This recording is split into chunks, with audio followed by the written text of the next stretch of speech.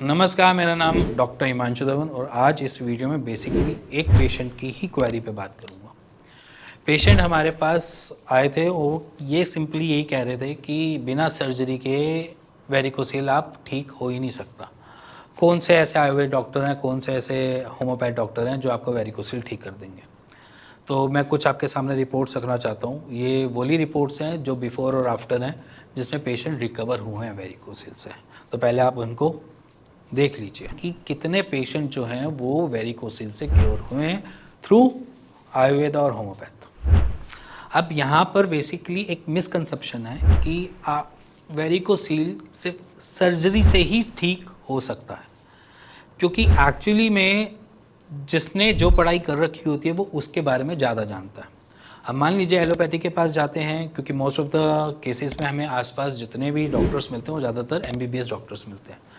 तो MBBS doctor के पास surgery का ऑप्शन अच्छा है। मैं सर्जरी को मैं बुरा नहीं कहता, बट सर्जरी का ऑप्शन अच्छा है और सर्जरी वो कर सकते हैं, इसलिए वो सर्जरी रिकमेंड करते हैं। अगर वहीं पर अगर हम किसी और एलोपैथी के बजाय हम BHMS या BMS या BNOS डॉक्टर के पास भी जाते हैं तो वो आपको रिकमेंड कर सकता है कि ये लाइफस्टाइल डिसऑर्डर है, तो लाइफस्टाइल को हम कैसे इंप्रूव कर सकते हैं, डाइट में कौन सी चीज़ें मैनेज कर सकते हैं, आपकी डाइट में ये चीज़ें होनी चाहिए, परहेज़ बता सकते हैं बेसिकली, और साइड बाय साइड आपका लाइफस्टाइल कैसा होना चाहिए, क्या चीज़ें आपने नहीं करनी है, कौन सी चीज़ें आप कर सकते हो। अगर हम उससे और साथ में अपने ट्रीटमेंट या कोई भी मेडिसिन प्रॉपर्टी से उसको मैनेज कर सकते हैं तो हम वेरिकोसिल को ठीक कर सकते हैं। क्योंकि हमारी स्टडीज़ बेसिकली क्या होता है कि एमबीबीएस के पास स्टडीज़ का एक नॉर्मल है कि उन्होंने जो पढ़ाई करी है वो ही डिस्कस कर सकते हैं, वो उसी के बारे में ही आपको बता सकते हैं। इसीलिए जब आप एमबीबीएस डॉक्टर के पास जाते हो या एलोपैथी डॉक्टर के पास जाते हो तो वो आपको रिकमेंड ही करता है कि यहाँ पर सर्जरी ही एक ऑप्शन है, क्योंकि उनके पास ऐसी कोई मेडिसिन नहीं है जिससे आपकी वेरिकोसिल को ठीक किया जा सके, या उनके पास सिर्फ एक ही सॉल्यूशन है, वो है surgery. Rather than MBBS, BHMS के पास होम्योपैथ का एक सपोर्ट है। होम्योपैथी मेडिसिन में भी बड़ी सारी मेडिसिन हैं जो हेल्प कर देती हैं आपकी वेरिकोसिल को कॉन्क्योर करने में या जीतने में। उसके आयुर्वेद के पास भी पूरा स्कोप है, क्योंकि आपके सामने रिपोर्ट्स इतनी सारी मैंने इसलिए रखी हैं कि आप समझ सको कि वेरिकोसिल भी ट्रीटेबल है या क्योरेबल है विदाउट सर्जरी।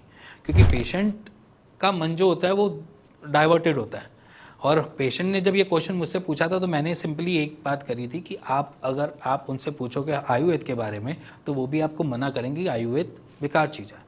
और अगर मैं आपसे बात करूँगा या कोई भी आपसे बात करेगा जो BMS डॉक्टर है, वो कहेगा कि एलोपैथी बेकार चीज़ है, सर्जरी मत कराओ।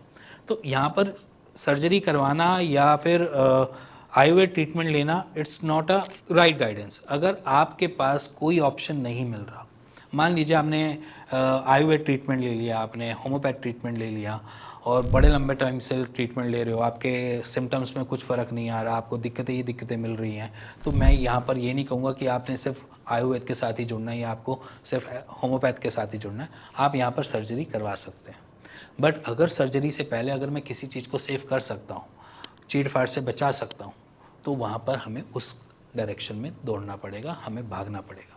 उसके लिए हमें ऑल्टरनेट ढूंढना पड़ेगा, और ऑल्टरनेट ढूंढने के लिए चाहे वो कोई भी हो, कैसे भी अप्रोच हो, चाहे होम्योपैथ हो, आयुर्वेद हो, चाहे वो सिर्फ थ्रू एक्सरसाइज भी हो या योगा भी हो, तो भी वो सारी की सारी एक्टिविटी करके मैं अपने वेरिकोसिल को पहले ही बैलेंस आउट कर लूँ, जिसकी वजह से मेरे को सर्जरी की टेबल पे ना जाना पड़े। अगर पेशेंट जो चाहे वो कर सकता है, क्योंकि पेशेंट के पास ही एक ऑप्शन होता है ऑप्ट करने का, या जैसे मैं बोलूँ कि उसको पास ही एक क्लियर इमेज होती है कि वो क्या करना है का क्या नहीं करे। तो सिंपली मैं पेशेंट के पॉइंट ऑफ व्यू से बात करूँगा कि अगर आप पेशेंट हो, इट्स अप टू यू कि आपने करना क्या है।